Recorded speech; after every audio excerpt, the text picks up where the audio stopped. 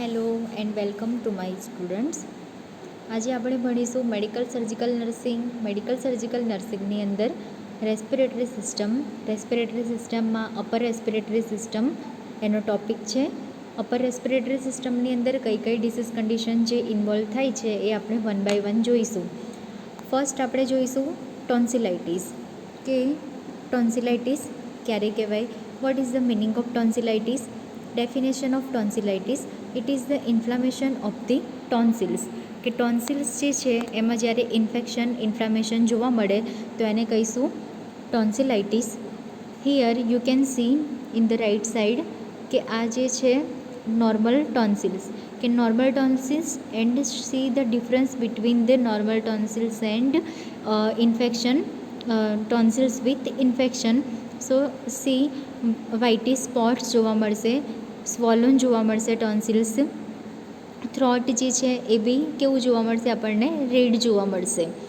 તો આ છે અબનોર્મલ અથવા કે ટોન્સિલાઇટિસ જ્યારે થયું હોય તો એ ટોન્સિલાઇટિસની અંદર શું જોવા મળશે, કઈ કઈ કન્ડિશન જોવા મળશે. ઇન્ફ્લેમેશન થયું હોય ટોન્સિલ્સમાં તો શું થશે કે વ્હાઇટ સ્પોટ્સ જોવા મળશે, ટોન્સિલ્સ જે છે એ સ્વોલન થઈ જશે, જે થ્રોટ છે એ રેડ થઈ જશે. તો આટલું આપણને જોવા મળશે. નેક્સ્ટ આપણે જોઈએ types. What are the types of tonsillitis? So first is acute and second one is chronic. So as I told you, what is the meaning of acute? Acute means it is for a short duration, then chronic means it is for a long duration. Acute, it is the acute inflammation of the tonsils. કે tonsils જે છે એનું acute inflammation, short term inflammation. It is mainly disease of the childhood. કે ચાઇલ્ડહુડની અંદર mainly disease condition આપણને જોવા મળે. કેમ ચાઇલ્ડહુડની અંદર? કેમ કે જ્યારે ચાઇલ્ડહુડની અંદર શું જોવા મળે કે પુઅર ડેન્ટલ હાઇજીન હોય, ન્યુટ્રિશન જે હોય એ પ્રોપર અમાઉન્ટમાં ના મળતું હોય, તો એના કારણે શું જોવા મળશે, ટોન્સિલાઇટિસ જોવા મળશે ચિલ્ડ્રન્સની અંદર સ્પેશિયલી.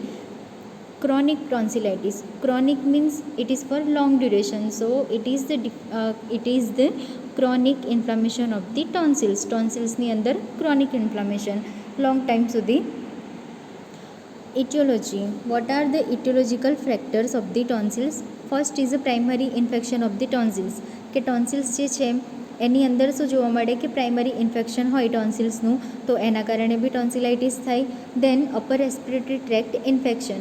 કે અપર રેસ્પિરેટરી ટ્રેક કે નોઝથી લઈ અને પછી જે ટ્રેકિયા છે ત્યાં સુધીના જેટલા બી પાર્ટ છે, તો એ પાર્ટ્સની અંદર કોઈ બી પાર્ટ્સની અંદર જ્યારે ઇન્ફેક્શન જોવા મળે તો એના કારણે બી શું થશે કે ટોન્સિલાઇટિસ જોવા મળશે.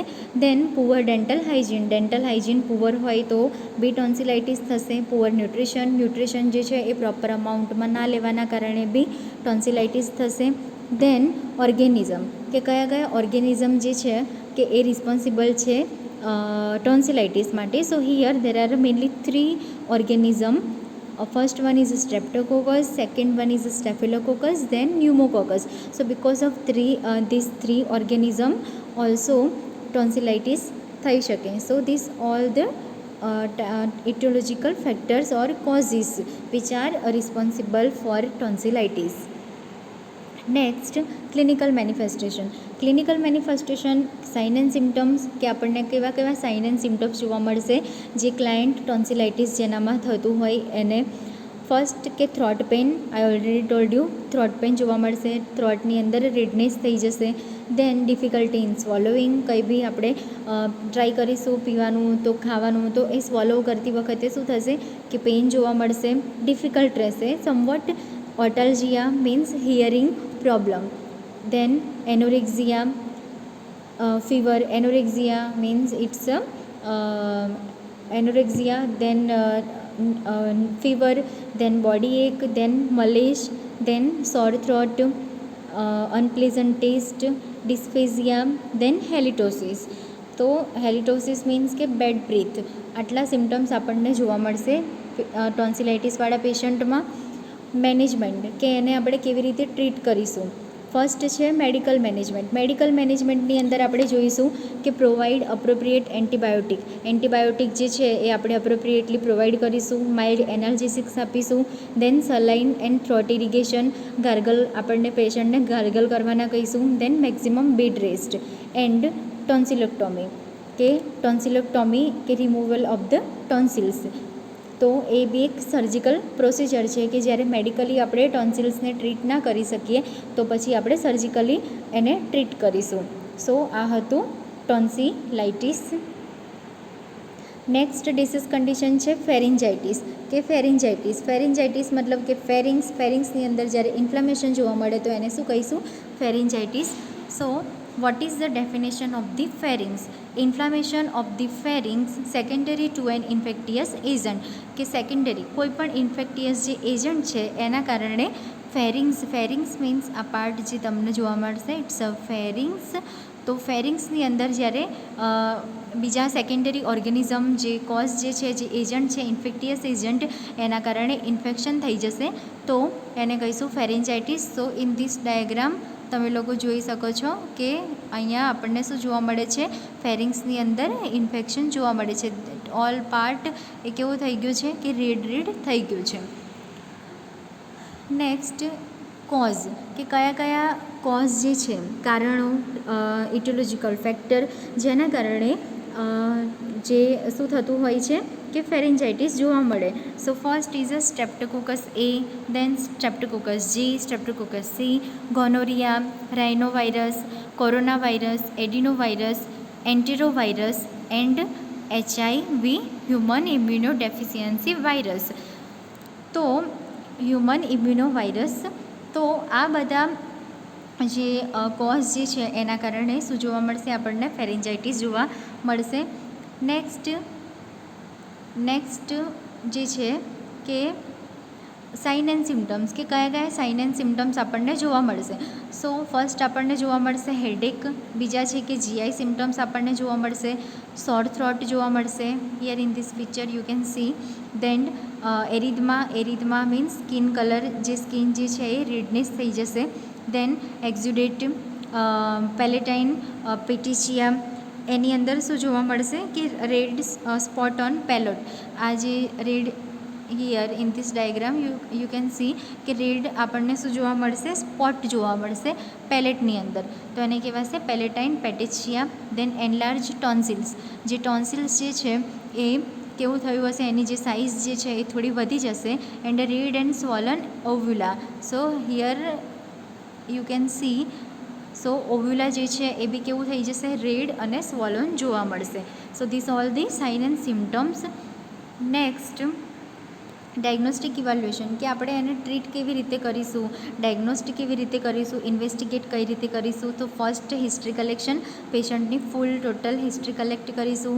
Physical examination, full physical examination આપણે કરીશું. થ્રોટ કલ્ચર ટેસ્ટ કરાવીશું. Then CBC complete blood count. So this is the diagnostic evaluation. Then ટ્રીટમેન્ટમાં આપણે જોઈશું antibiotics, analgesics and antibiotic drugs આપણે પેશન્ટને પ્રોવાઈડ કરીશું. નેક્સ્ટ ડિસીઝ કન્ડિશન, નેક્સ્ટ છે લેરિન્જાઇટિસ, કે લેરિન્ગ્સની અંદર આપણને ઇન્ફેક્શન જોવા મળશે. લેરિંગ્સને બીજું શું કહીશું? વોકલ કોર્ડ, કે વોકલ કોર્ડની અંદર ઇન્ફેક્શન જોવા મળશે તો એને કહેવાશે laryngitis. Inflammation of the mucous membrane covering the larynx with accompanied oedema of the vocal. જે વોકલ કોર્ડ જે છે એ કેવું થઈ જશે? સ્વોલો થઈ જશે. એડિમા જોવા મળશે આપણને around the vocal cord. And જે મ્યુકસ મેમ્બ્રેન જે છે જે વોકલ કોર્ડને કવર કરે છે એટલા પાર્ટ્સની અંદર શું જોવા મળશે?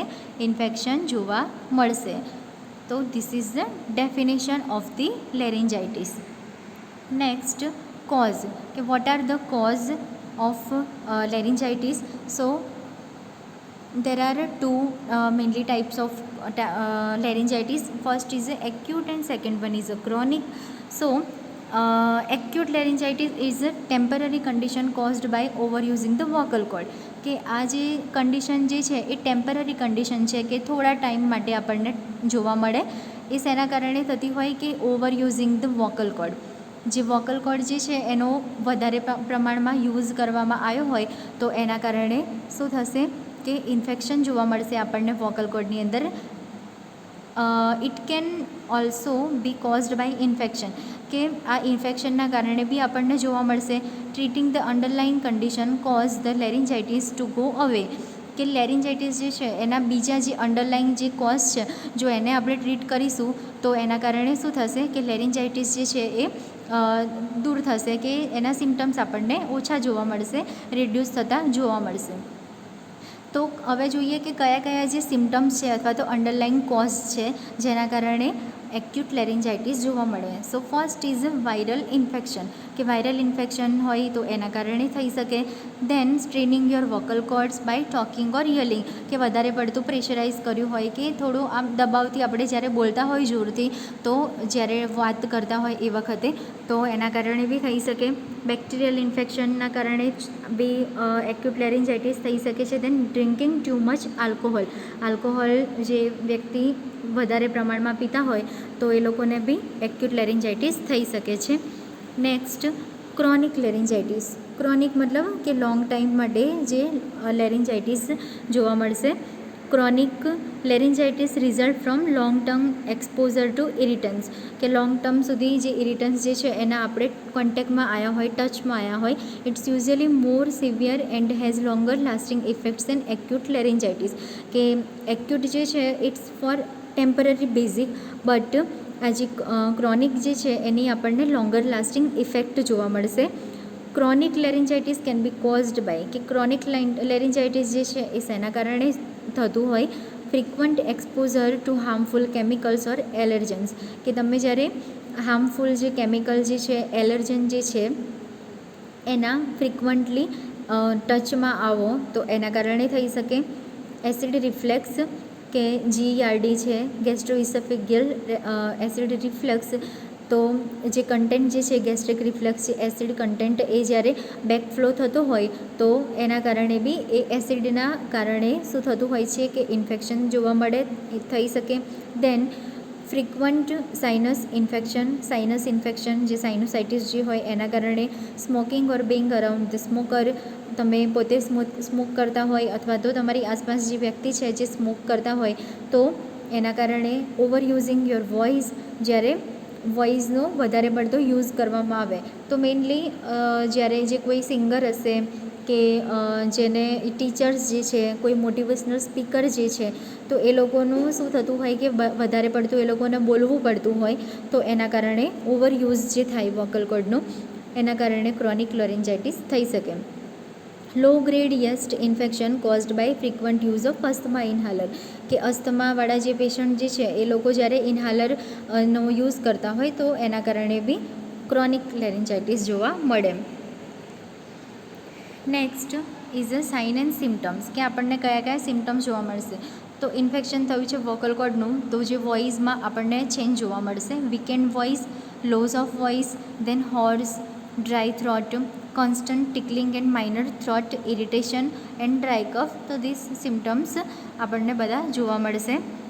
નેક્સ્ટ છે diagnostic evaluation, history collection, physical examination, throat culture and CBC count આપણે કરીશું.